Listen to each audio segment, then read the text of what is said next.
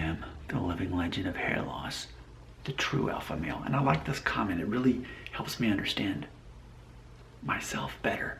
Sometimes it takes an outside perspective to do so. So I made a video, it's called Judge My Receding Hairline. Are these Norwood 3 temples? And the answer is an obvious no. When you're Norwood 3, your temples are going to be coming back about as far as your ear. And by that standard, I've still got about another inch before I'd be at Norwood 3 standards. That's why I can confidently say I'm not actually beyond Norwood 2.5. I like this comment though that I received from Tobo S. I like Tobo S. Here's what he had to say, quote, "Your hairline hasn't really moved back, it's just moved inwards. It comes down to the individual, but yeah, Norwood 2.5.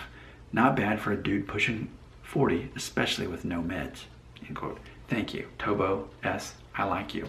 You're good to have around here. Stick around. Not because you need me, just because you're good company. It's like Conan O'Brien has, Andy next to him.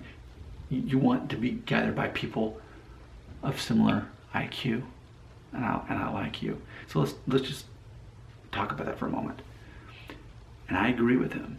My hairline in the past even decade, we could say, more so than moving back, it's moved inwards, because by my 30th birthday, I was definitely Norwood 2.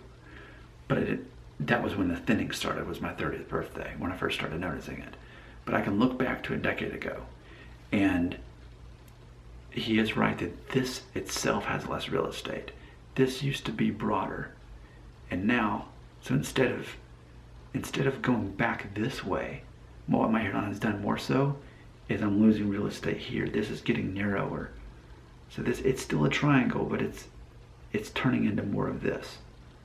So that's going to be interesting to see how that plays out, because almost in theory, and I've noticed this with a lot of black men, they'll have a hairline that just like goes back.